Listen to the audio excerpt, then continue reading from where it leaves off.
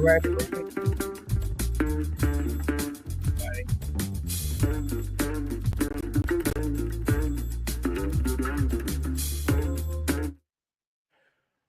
Okay, assalamu alaikum rahmatullahi wa barakatuh, everybody. I'm Preacher Moss, host of the SOS, the Shout Out Show. Listen, I hope everybody's having an amazing Wednesday. I know we've had some inclement weather, so let me give a shout out to my people down in Houston, Texas, Dallas, Austin, all the way over Mississippi, Alabama. We had some weather to be wet. We had snow in Houston, and when I got to DC, it was freezing here and snow here. I mean, we've been here hit with some weather. I don't know if it's a call to action for I don't know if it's a call to action for climate change or whatever. I'm just saying the climate is changing though. Let me throw that out. That's number one. Number two, as many of you know, we did have an inauguration that happened. And so your president, number 47, is Donald J. Trump. Thus, the title of the show is Get the Trump Out of My Face. I'm putting this out here now, and I'm going to tell you why. I believe sooner or later, shows like this are going to be obsolete. And what I mean by this is they're not going to tolerate a Preacher Moss on the Shout Out Show talking about things that are actually happening in the world. And what I even want to expand on the fact is that there has been a regression, that all that energy that you saw about Trump, all that energy that you saw about Israel and things like that, it's diminished a lot. And the reason it's diminished a lot, because the people who stood up at some point in time, either they're going to continue to stand up or they're going to understand I got to fall in line. And they're going to fall in line for all the wrong reasons. They're falling in line because the support is not there. A ceasefire was issued. Now, let me tell you something about the ceasefire. I'm not an expert on ceasefires, but this is what I think. If we're talking about a ceasefire, you can't be killing me while we're doing a ceasefire. Okay? This just me. Look, if I said, I want peace, you go, I want peace too, and then you stab me, you don't really want peace. Herein lies the problem. That becomes the norm. Immediately after taking office, Donald Trump signed a slew of executive orders, in essence, trying to reverse history. When I say reverse history, I want to say reverse history, change history. So the people who are proponents, activists in terms of attacking the Capitol, a bunch of them got pardoned. 1,600 pardons, brothers and sisters, directed to not people, but a purpose. Now you say, Preacher, what does that mean? I think I'm going to be able to tell you what I think it means. This is what I think it means. It means that truth, accountability, responsibility are at all-time low. You're not going to be able to push the button anymore because people keep moving the button. Can't kick the field goal. People keep moving the field goal post. My number 9 issue about what I think Muslims need to do in the Trump era, it might hurt your feelings, but I'm not going to lie to you. Because I would feel worse if I didn't tell you and then you came up and go, Preacher, you knew this information. I'm going to tell you what people think about you. Because you know what? As an African-American and Muslim, I have a double consciousness. So I can go out and look like a black man. People think, oh, he's just going to steal, as opposed to a black Muslim. Like, oh, he's going to take my white daughter. No, I'm just kidding.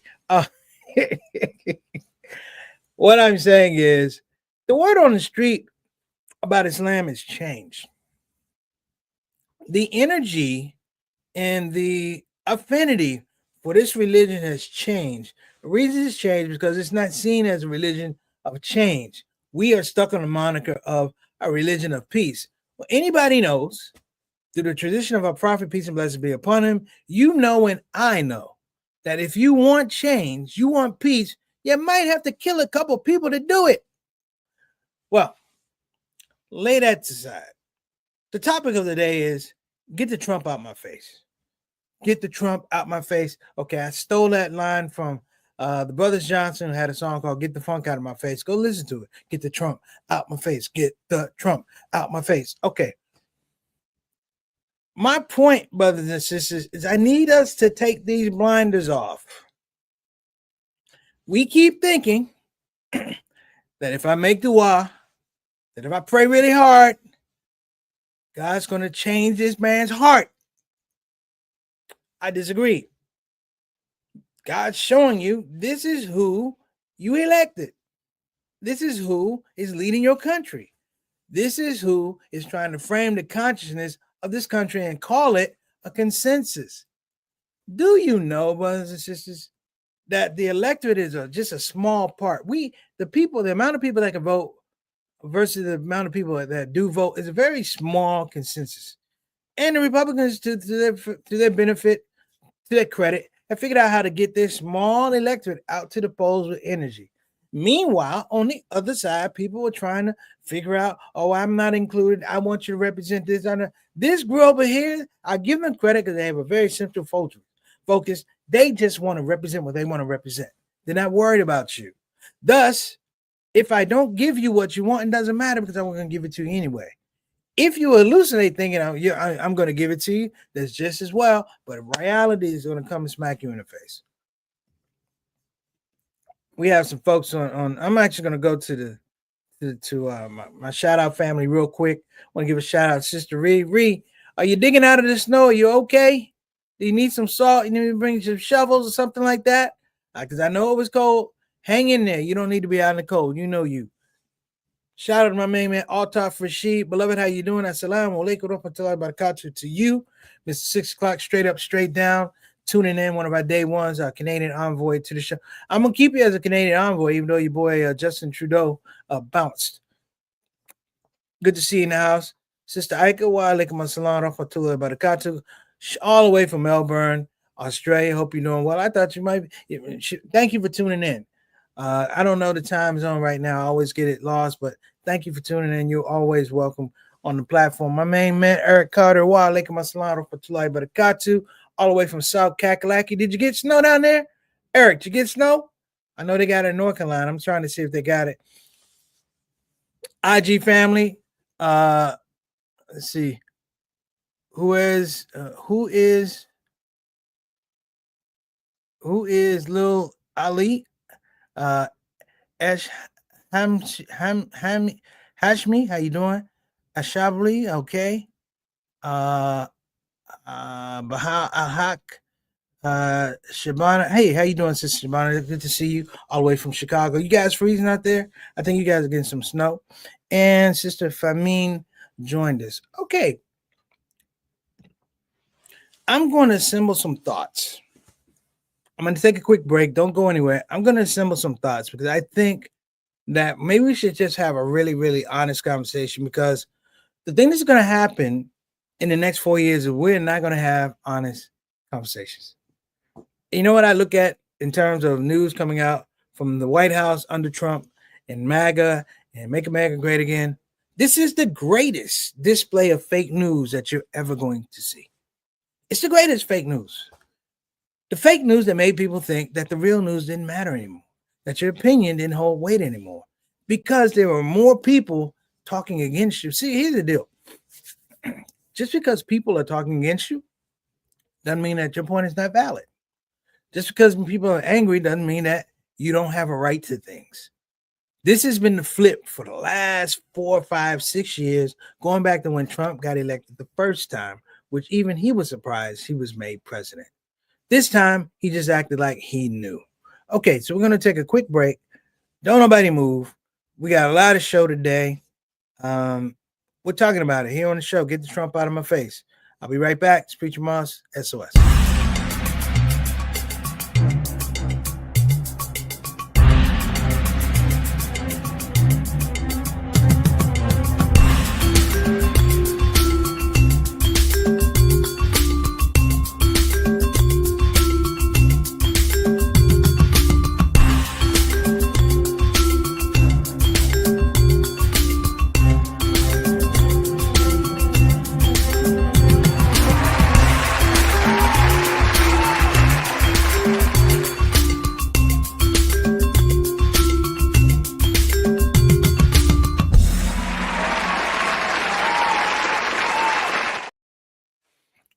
Okay, we're back.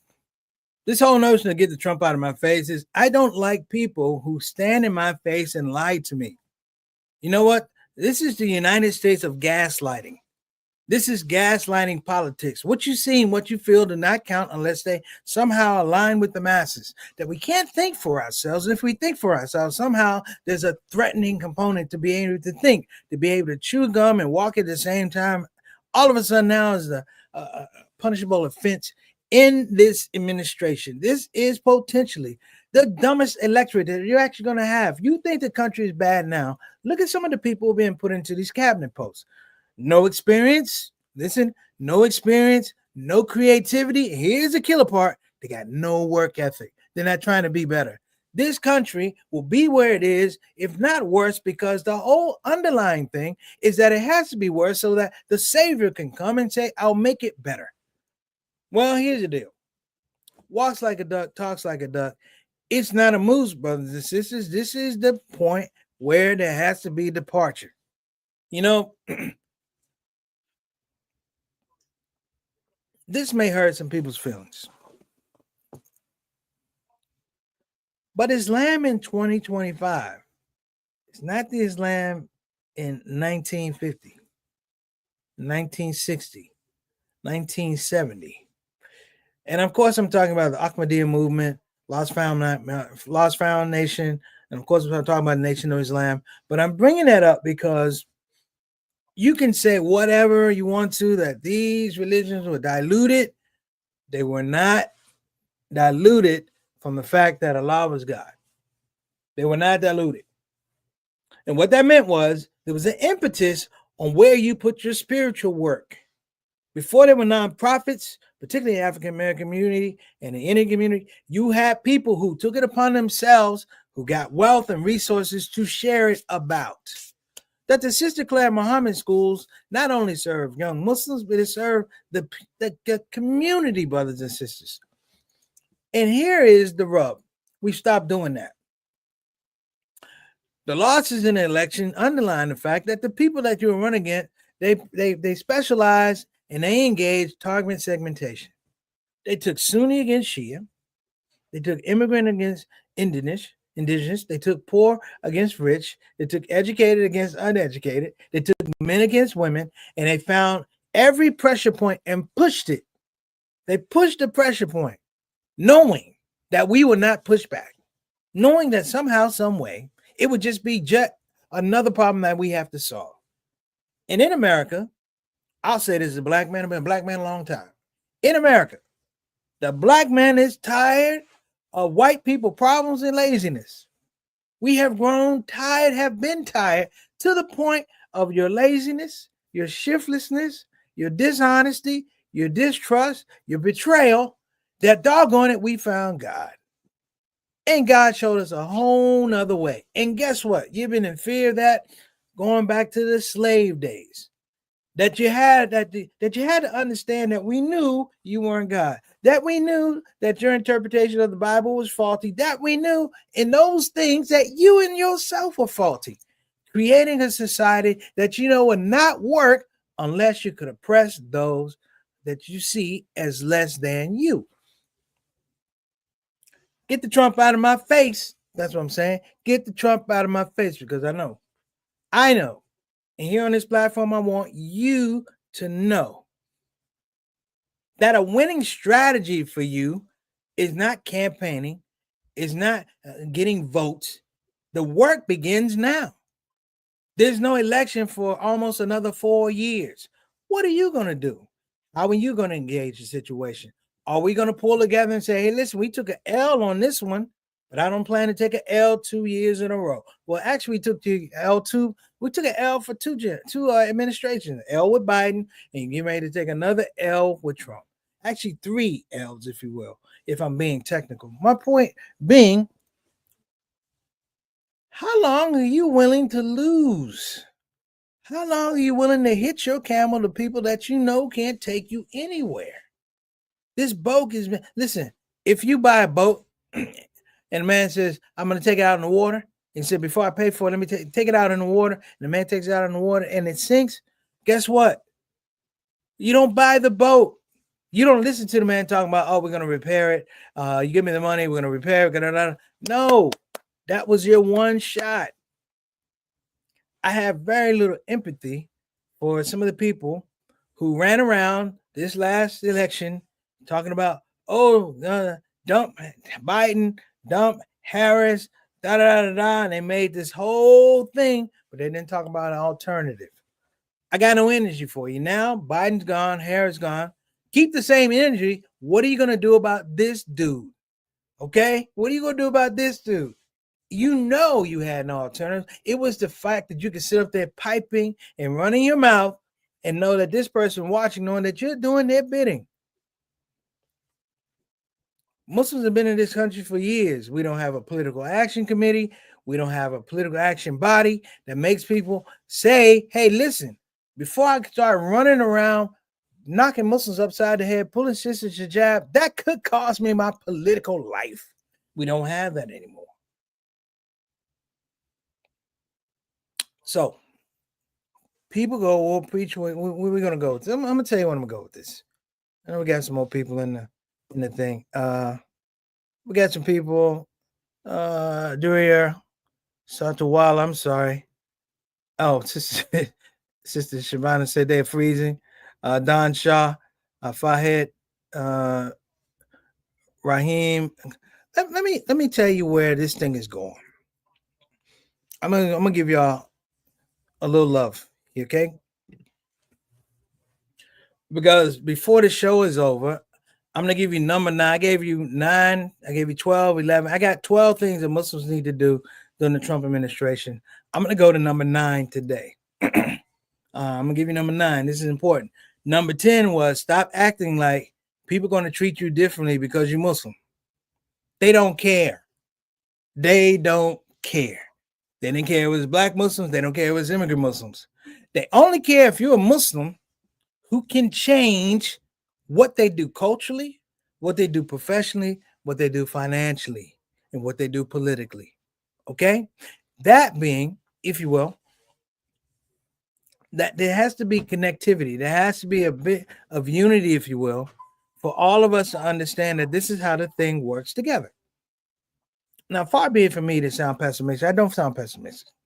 What I want you to grab from this conversation is that I feel very creative in my space. As a comedian, I have basically compiled probably 12 years of material in this last 4 years.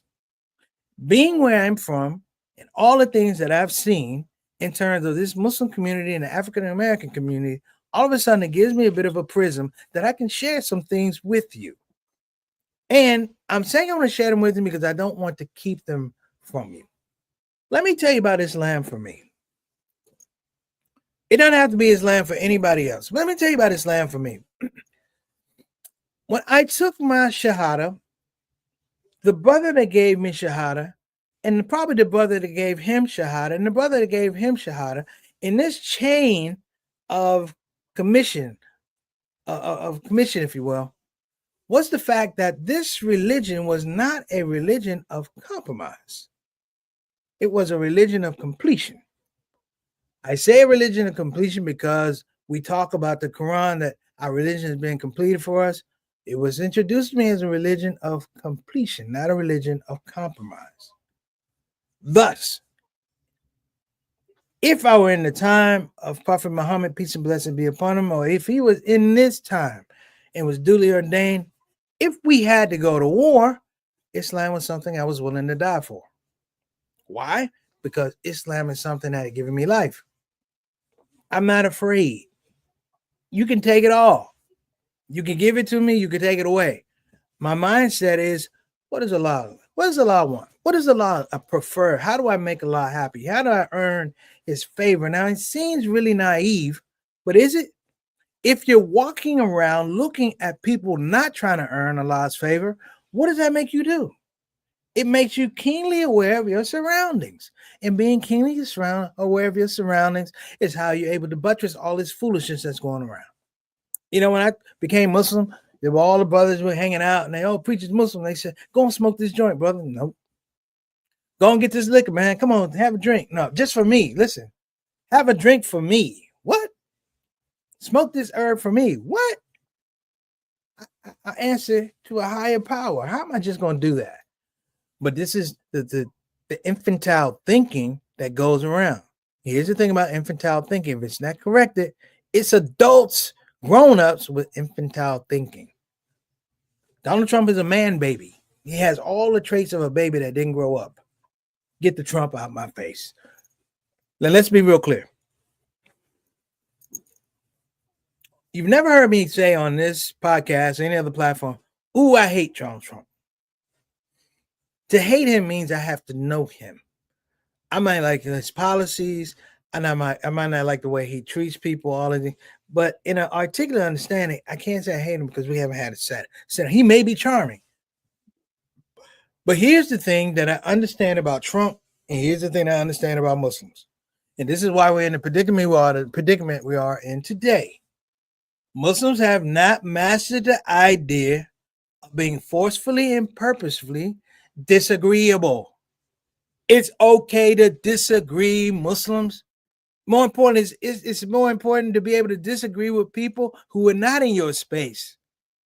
The people who are not in your religion. You have to be able to comport these thoughts and share with folks that this is what I think and this is how I feel. This is probably why I really don't do interfaith stuff a lot, because in the end, I understand that at the end of all this kumbaya stuff, you're gonna be a Jew, I'm gonna be a Muslim, you're gonna be a Christian. Game recognizes game, even in religion. So my thoughts now, as I said, get the Trump out of my face, is I am making a plea to all of us. Please take off the Trump colored glasses, take off the red hats, and understand that these people are deficient in a lot of things. The saddest thing you could do, and I went to military school for 6 years. The saddest thing you can watch is people who want a leader, and the person they choose is not a leader. Let me say it again. People who want a leader and they choose a person that's clearly not a leader. That person has to appeal to solely their self-interest. Clearly their self-interest. In this business, in this administration, I'm sure big business is going to be taken care of. As we speak, DEI has been dismantled. DEI workers are on paid leave and they will be furloughed. They're going to be reduction in force. What does that mean? It means that the idea of discussion about culture and diversity in the workplace is gone. The killer part is, if you want it, the killer part is Black folks, Native Americans, we didn't ask for a DEI. We are DEI. It's called history. So you can remove it from the public office, but the fact of the matter is you can't remove it from the public discourse. If you did something to my grandfather 50 years ago, while you didn't do it, there are repercussions. Because I understand what my grandfather was talking about, going, I wasn't the only one, young brother. I wasn't the only one, young grandson. That this is a predicament. This is an ailment of the surviving society around me. And even in that space, while we're called in some regards to have compassion, I'm going to say this. Instead of worrying about compassion for the people who have no compassion for you, look for completion. Look for completion. Look to build our masters. Look to build our own communities. Look to build our own businesses. Look to educate our own children. Completion, completion, completion, completion. Now, I'm going to take number 9 with the time remaining left. I said that there are, hold on a minute. I got a pizza coming. Hold on a minute.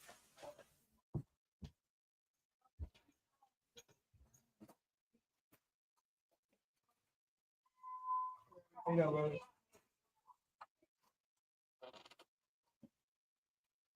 Appreciate you. Thank you.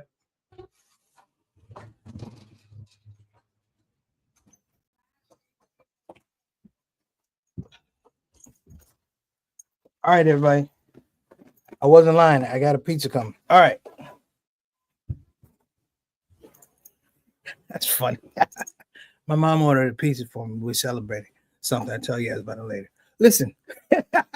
Everybody's laughing. Okay. 12 things Muslims should do during the Trump administration. Let me run it down. Number 12 was learn and embrace the chaos, Muslims. Number 11 was stop acting like people who like you, who don't like you, suddenly will. Number 10 was stop acting like being a Muslim is going to change these devils. And number 9. Where's my number 9? Okay.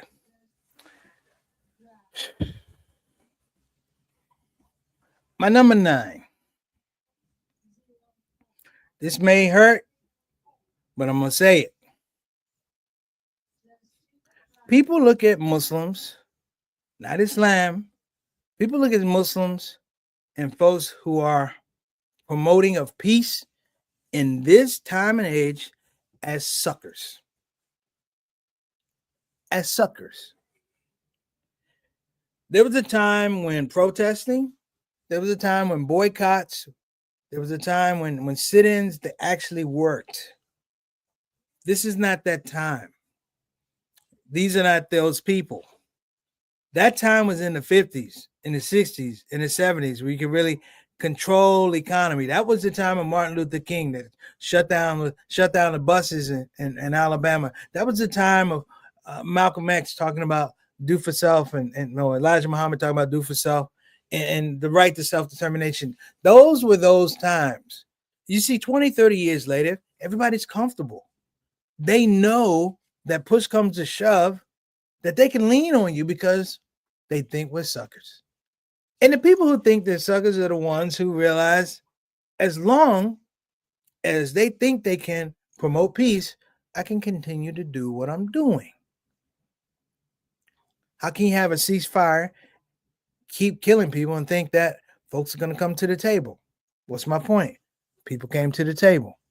That's pointing to preach. Am I lying? I'm not lying, people. I am not lying. Listen, back in the day, they would show you films. I remember being in history class, and they would show these films of civil rights protests, and they show the nonviolent young youth and da-da-da. They see people just dragging. They didn't show you the youth that fought back.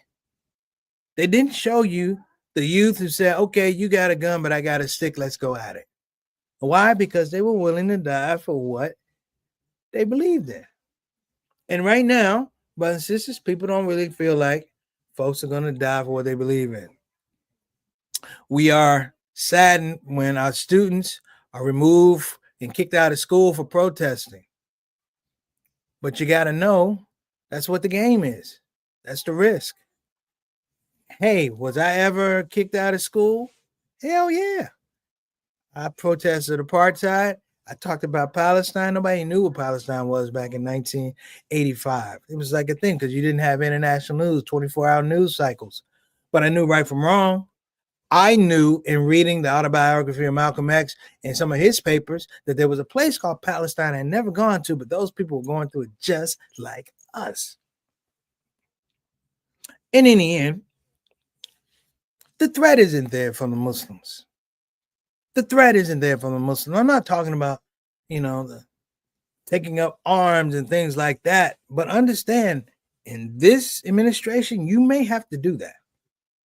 You may have to address these physical issues as people try to impose their will on you. Hold on a minute. Mom, I got the pizza right here.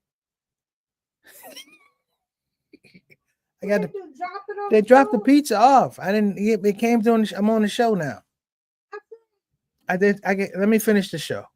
I got the pizza. Look, everybody, pardon my mom. She ordered the pizza, and Mom, I got to finish the show. Assalamu alaikum. God bless her, everybody. She's 80 years old, and she's still a firecracker. But let me get to my point, and I'll get you guys out of here. People see Muslims in these posturings of peace and promoting peace. They see us as suckers. The more we say we're going to turn our cheek, the more they're going to punch us in the jaw. Plain and simple. Here's a thought. Martin Luther King, our Martin Luther King, we just had Martin Luther King Day on Monday. Our Martin Luther King was a king of peace and nonviolence. But damn it, they had to assassinate him. That's Shout Out Show. See you guys next time. Assalamu alaikum warahmatullahi wabarakatuh. Stay strong, Muslims. Stay strong, non-Muslims. Take care. I'm getting some pizza.